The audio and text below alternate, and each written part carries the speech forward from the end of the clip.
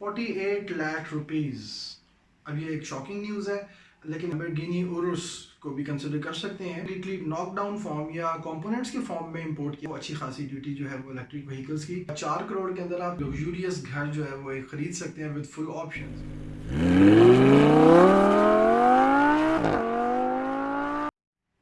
अस्सलाम वालेकुम, मैं हूं आपका होस्ट अली नुमान और आप देख रहे हैं PKD motor sports. Toyota car company has increased its car prices yet again.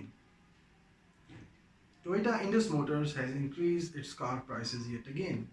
जी हाँ, बिल्कुल सही सुन रहे हैं कि टोयोटा ने एक दफ़ा फिर अपनी गाड़ियों की कीमतों के अंदर काफ़ी ज़्यादा इजाफा कर दिया है। लेकिन ये जो इजाफा है ये उनकी इम्पोर्टेड कार्स के ऊपर हुआ है। अब ये एक शॉकिंग न्यूज़ है, लेकिन इसको हम डिस्कस करते हैं कि ऐसा क्यों हुआ है और कौन कौन सी गाड़ियों के ऊपर कितना इजाफा हुआ है। So let's start. इसमें सबसे पहले अगर आप टोयोटा प्राइस की बात करें तो टोयोटा प्राइस की कीमत तकरीबन 8.5 टू 9 मिलियन रुपीस थी। अब ये 10 टू 12% इंक्रीज के बाद कहाँ जाएगी ये आप खुद सोच सकते हैं, यानी कि इसके अंदर 1 मिलियन टू 1.2 मिलियन जो है वो इजाफा हो जाएगा। और शेप भी उसकी अगर आप देखें तो बड़ी अजीब सी उसकी शेप है। Still if you want to buy it, it's your decision. अगर हम टोयोटा की लग्जरी सेडान की बात करें, कैमरे, उसको हाई ग्रेड को देखें तो उसका जो हाई ग्रेड है वो जब लॉन्च हुआ था तो उस वक्त तकरीबन 80 लाख रुपए से 85 लाख रुपए का था। लेकिन उसके बाद उसके अंदर जंप्स आए उसकी प्राइस में और वो 1 करोड़ 60 लाख के लगभग पहुंच गया। लेकिन अब जो इंक्रीज़ आया है उस इंक्रीज़ के बाद उसकी कीमत 1 करोड़ 80 लाख रुपए तक पहुंच गई है। अब मुझे तो ये समझ नहीं आ रही कि 1 करोड़ 80 लाख वाली उसमें कौन सी बात है, लेकिन स्टिल जो है वो लोगों ने जब उसकी कीमत 80 टू 85 लाख थी पसंद भी किया और उसको ख़रीदा भी। लेकिन अब उसको ख़रीदना जो है वो काफ़ी ज़्यादा ओवर बजट हो गई है वो कार। तो मेरे ख्याल में अब इस प्राइस रेंज में ये कोई अच्छी ऑप्शन नहीं है। इससे बहुत बेहतर गाड़ियाँ जो हैं वो इस प्राइस रेंज के अंदर जो है वो ख़रीदी जा सकती हैं, या आप एसयूवीज़ की तरफ जा सकते हैं। तो जहाँ एसयूवीज़ की बात हो रही है वहाँ पर अब जो प्राडो की कीमत है वो 4 करोड़ 14 लाख रुपए तक पहुँच गई है। That is 41.4 million rupees. इसकी जो पुरानी कीमत थी वो 3.84 करोड़ रुपीज़ थी, यानी कि 38.4 मिलियन रुपीज़।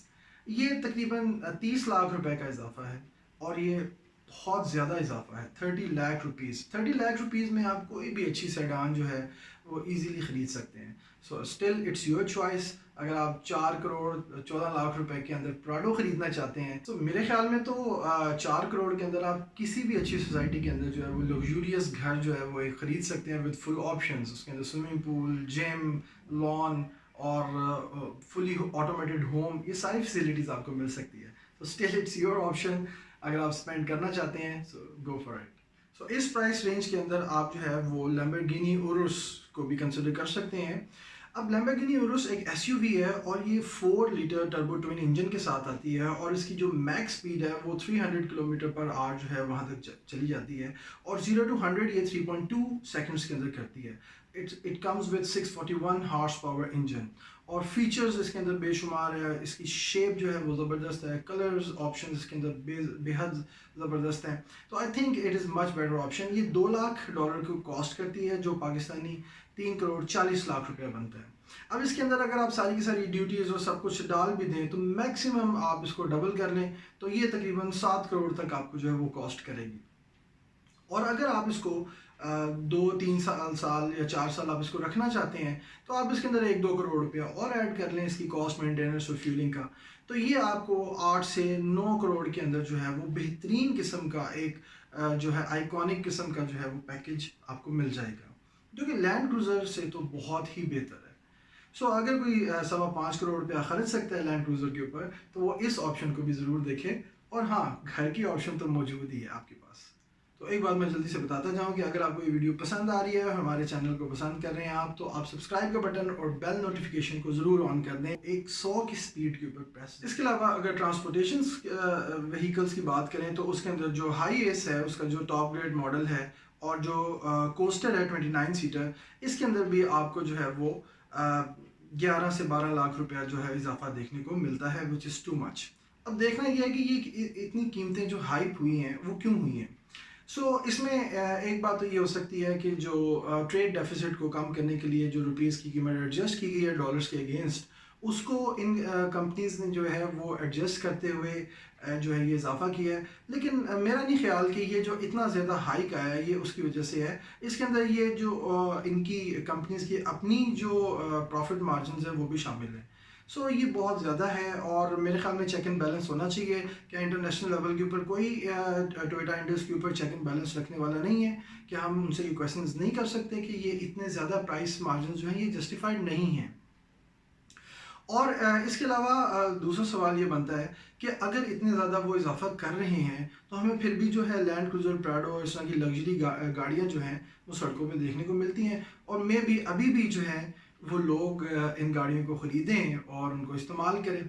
तो मेरे ख्याल में कंज्यूमर एक बहुत बड़ी पावर है, कंज्यूमर्स को भी ये चीज़ सोचनी चाहिए और ऑप्शंस की तरफ जो है वो देखना चाहिए और जाना चाहिए, ना कि जो है वो इन गाड़ियों के अंदर आप 40-40 लाख 50-50 लाख रुपया जो है वो दे दें।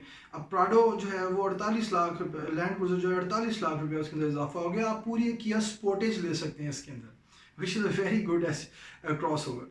तो ये चीज़ें हमें देखनी है। सो इनको ज़रूर कंसिडर करना है। कंज्यूमर जो हैं जब तक आगे नहीं आएंगे ये प्राइस हाइक्स जो है इसी तरह होती जाएंगी और जो है वो कंज्यूमर्स का नुकसान होता रहेगा। इसी तरह मैं आपको इलेक्ट्रिक व्हीकल पॉलिसी के हवाले से भी अपडेट करता जाऊँ। जो बाइक्स इलेक्ट्रिकल इंपोर्ट होंगी उसके ऊपर जो है वो 50% ड्यूटी जो है वो वेव ऑफ हो जाएगी और इसी तरह जो थ्री व्हीलर्स हैं उसके ऊपर भी। और इसी तरह अगर एक गाड़ी पूरी की पूरी इंपोर्ट की जाती है तो उसके ऊपर जो टैक्स है वो स्टिल 15% ड्यूटी जो है वो एप्लीकेबल होगी। लेकिन अगर उसको कम्प्लीटली नॉकडाउन फॉर्म या कंपोनेंट्स के फॉर्म में इंपोर्ट किया जाता है तो उसके ऊपर जो ड्यूटी होगी वो 1% होगी, विच इज़ वेरी गुड। अब ऐसा क्यों किया जाता है? इसलिए किया जाता है कि अगर आप पार्ट्स की सूरत में यहाँ पर इंपोर्ट करें इलेक्ट्रिक व्हीकल के पार्ट्स को तो यहाँ पर इंडस्ट्री जो है वो फ्लरिश होगी और यहाँ पर सारी असेंबली लाइन बनेगी जिससे इस मुल्क की इकोनॉमी के अंदर भी फ़ायदा होगा। तो अगर पूरी की पूरी जो है कम्प्लीटली बिल्ड यूनिट्स जो है CBUs वो इंपोर्ट किए जाते हैं तो उस पर स्टिल जो है वो अच्छी खासी ड्यूटी जो है वो इलेक्ट्रिक व्हीकल्स की वो देनी पड़ेगी। तो ये थे जी आज की न्यूज़ अपडेट्स। होपफुली आपको पसंद आई होंगी और आपकी इन्फॉर्मेशन में इजाफा हुआ होगा। So signing off, this is your host Ali Numan. See you in the next video. Thank you very much for watching. अल्लाह हाफिज़।